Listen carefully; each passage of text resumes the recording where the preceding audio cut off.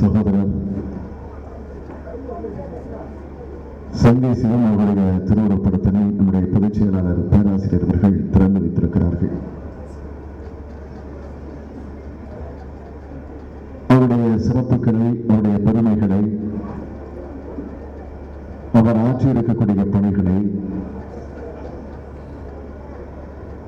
இது சமுதாயத்திற்காக மட்டுமல்லாமல் இந்த இயக்கத்திற்கும் பொதுவாக மக்களுக்கும்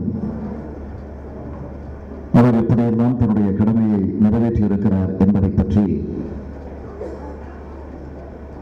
அவருடைய வாழ்க்கை வரலாற்றை ஒரு குறும்படமாக தயாரித்து இந்த நிகழ்ச்சிகளை நம் அனைவருக்கும் இங்கு போட்டு காட்டப்பட்டிருக்கிறது. ஆக அவருடைய வாழ்க்கையை ஒரு பாடமாக நாம் கருதி அவர் இன்றைக்கு படமாக காட்சியளித்துக் கொண்டிருந்தாலும் நமக்கெல்லாம் ஒரு பாடமாக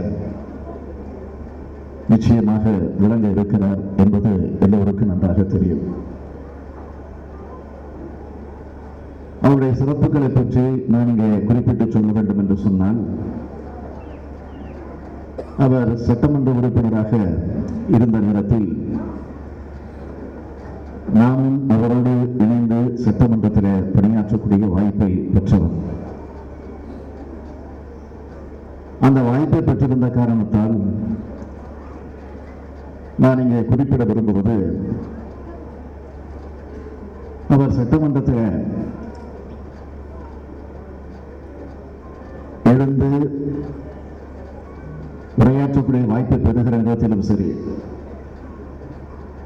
அல்லது பிரச்சனைகள் வருகிற நேரத்தில் குறுக்கிட்டு சில கருத்துக்கள் எடுத்துச் சொல்லுகிற அந்த சூழ்நிலையிலும் சரி,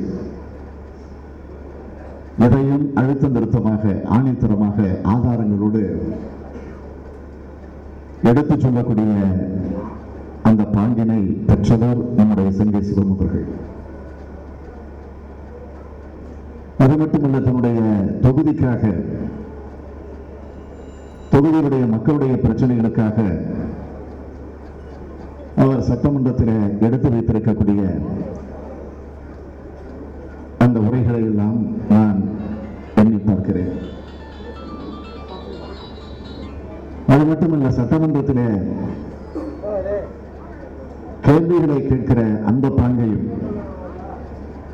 நான் இங்கே உங்களுக்கு நினைவுபடுத்துகிற போது, திராவிட முன்னேற்ற கழகத்தின் சார்பில் அதிகமான கேள்விகளை, அதுவும் ஆளுங்கட்சி பொறுப்பில் இருந்த அந்த சூழ்நிலையில் அதிகமான கேள்விகளை கேட்டு முதலிடத்தில் இருந்தவர் நம்முடைய சங்கை சிவம் அவர்கள். காரணம், அந்த அளவிற்கு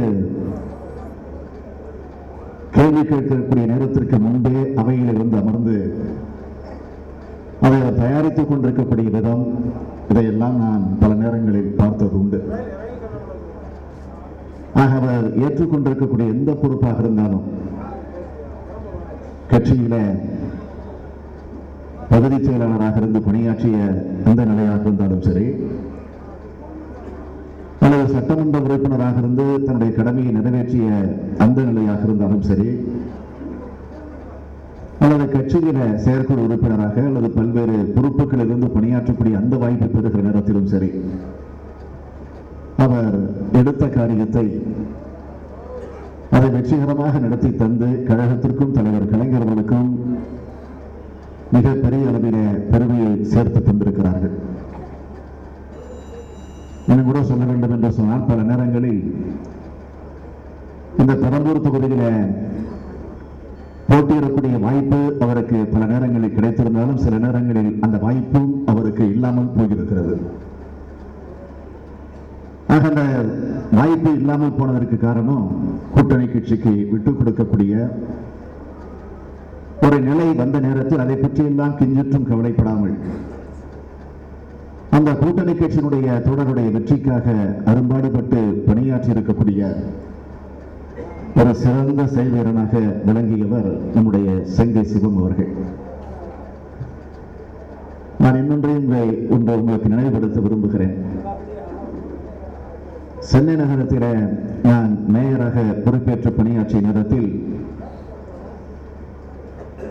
இந்த சென்னை மாநகரத்தினுடைய போக்குவரத்து நெரிசலை குறைக்க வேண்டும் என்று முடிவு செய்து அதற்காக ஒரு 10 மேம்பாலங்களை கட்ட முடிவெடுத்தோம். அப்படி முடிவெடுத்த நேரத்தில் 10வது பாலமாக இந்த பெரம்பூர் பகுதியில் இன்றைக்கு சென்னை மாநகரத்தில் மிகப்பெரிய பாலம் கொண்டு இருக்கிறது என்று சொன்னால் அதனுடைய பெரம்பூர் மேம்பாலமாகத்தான் இருந்திட முடியும். ஆக இங்கே அமைந்திருக்கக்கூடிய இந்த பெரம்பூர் மேம்பாலம் அமைக்க வேண்டும் என்ற அந்த நிலை வந்த நேரத்தில் மறைந்த நம்முடைய மத்திய அமைச்சராக இருந்த மறைந்த திரு முரசொலி மாறன் அவர்களிடத்தில் நம்முடைய முன்னாள் சட்டமன்ற உறுப்பினர் ரங்கநாதன் அவர்களாக இருந்தாலும் சரி, செங்கை சிவம் அவர்களாக இருந்தாலும் இது எங்களுடைய பகுதிகளுக்கு எங்களுடைய தொகுதிகளுக்கு பயன்படக்கூடிய வகையில் இந்த பாலம் நிச்சயமாக இருக்கும். அதை இதை எப்படி அமைத்தே தீர வேண்டும் என்ற நிலையை வலியுறுத்திய நேரத்தில் அப்போது பல இடையூறுகள், பல்வேறு சிக்கல்கள், பல துறைகள் வாரியாக ரயில்வே துறை போன்ற பல்வேறு துறைகளின் மூலமாக பல சங்கடங்கள் வந்த நேரத்தில் அந்த சங்கடங்களை எல்லாம் அன்றைக்கு திரு முரசொலி மாறன் அவர்கள் மத்தியில் அமைச்சராக இருந்த காரணத்தால் அங்கு வாதாடி போராடி அதற்குரிய அனுமதியை முறையாக பெற்று தந்தார்கள். அதற்கு பிறகு வேக வேகமாக 9 பாலங்கள் கட்டி முடிக்கப்பட்டு 10வது பாலமாக இந்த பாலம் கொஞ்சம் தடைபட்டு போயிருந்தது. காரணம் டெக்னிக்கல் ப்ராப்ளத்தில் சில சங்கடங்கள் வந்த காரணத்தால் கொஞ்சம் தடைபட்டு போனது. ஆனால் அதற்கு பிறகு 2006ஆம் ஆண்டு மீண்டும் நாம் ஆட்சிக்கு வந்ததற்கு பிறகு நியாயமாக நம்முடைய ஆட்சிக்கு அதிமுக ஆட்சி இடையில வந்த நேரத்தில் அவர்கள் அதை வேகப்படுத்தி விரைவுபடுத்தி முறைப்படுத்தி அந்த சிக்கல்களை தீர்த்து அதை கட்டி முடித்திருக்கலாம். ஆனால் திராவிட முன்னேற்ற கழக ஆட்சிகளை கொண்டு வந்த பாலம் என்கிற காரணத்தால் அதை அப்படியே கிடப்பில கடந்த ஆட்சி போட்டது என்பது உங்களுக்கு எல்லாம் தெரியும். ஆனால் அதற்கு பிறகு 2006 மீண்டும் நாம் ஆட்சிக்கு வந்ததற்கு பிறகு அதை விரைவுபடுத்துவதற்காக இருக்கக்கூடிய சிக்கல்களை எல்லாம் நீக்குவதற்காக அதில் பல முயற்சிகளில் நாங்கள் ஈடுபட்ட போது அதற்கு பக்க பலமாக இந்த வட்டாரத்தில் இருக்கக்கூடிய மக்களுக்கு துணையாக இருந்து எல்லா வகைகளிலும் தன்னுடைய கடமையை ஆற்றியிருக்கக்கூடியவர் நம்முடைய செங்கை சிவம் அவர்கள் என்று சொன்னால் நிச்சயம் அது மிகையாகாது. ஆகவே இன்றைக்கு இந்த மேம்பாலம் இங்கே கம்பீரமாக அமைந்திருக்கிறது என்று சொல்லுகிற போது அதில் நிச்சயமாக செங்கை சிவம் அவர்களுக்கும் அதில் நிரம்ப பங்கு உண்டு என்பதை நான் இங்கே அழுத்தம் திருத்தமாக குறிப்பிட விரும்புகிறேன். அது மட்டுமல்ல, இந்த பகுதிக்கு இந்த தொகுதிக்கு அவர் ஆற்றியிருக்கக்கூடிய பணிகளை பற்றி பெரிய பட்டியலை போட்டு சொல்லலாம். நான் அதையெல்லாம் இந்த நிகழ்ச்சிக்கு வருகிற காரணத்தால் அதையெல்லாம் கொஞ்சம் ஆய்வு செய்தேன். பெரிய பட்டியல். ஆக 1-2 இருந்தால் எடுத்து உடனடியாக சொல்லிவிட முடியும். இருந்தாலும் சிலவற்றை உங்களுக்கு அடையாளம் காட்ட வேண்டும் என்பதற்காக சிலவற்றை மாத்திரம் நான் இங்கே குறித்துக் கொண்டு வந்திருக்கிறேன்.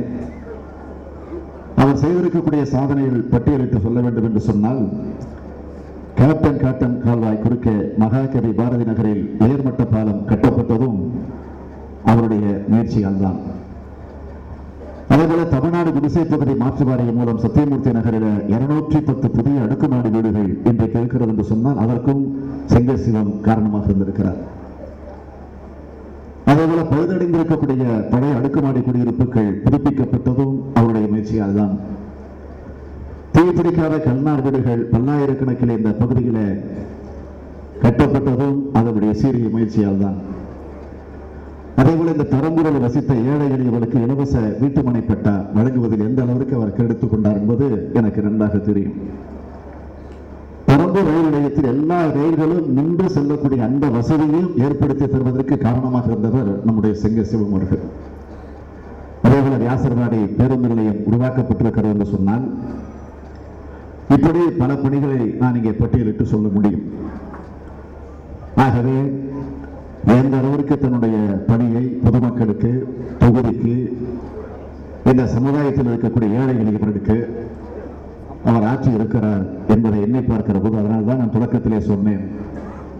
ஆக இன்றைக்கு அவர் படமாக அல்ல, நமக்கெல்லாம் பாடமாக விளங்கிக் கொண்டிருக்கிறார். ஆகவே அவருடைய படத்தை திறந்து வைக்கிற அந்த நேரத்தில் அவர் ஆட்சி இருக்கக்கூடிய நரம்பணிகளை தொடர்ந்து நாமும் அவர் வழி நின்று நம்முடைய கடமையை ஆற்றிட வேண்டும், அதற்கு உறுதி எடுத்துக் கொள்ளக்கூடிய நிகழ்ச்சியாகத்தான் நான் இந்த நிகழ்ச்சியை கருதுகிறேன் என்பதை மாத்திரம் எடுத்துச் சொல்லி,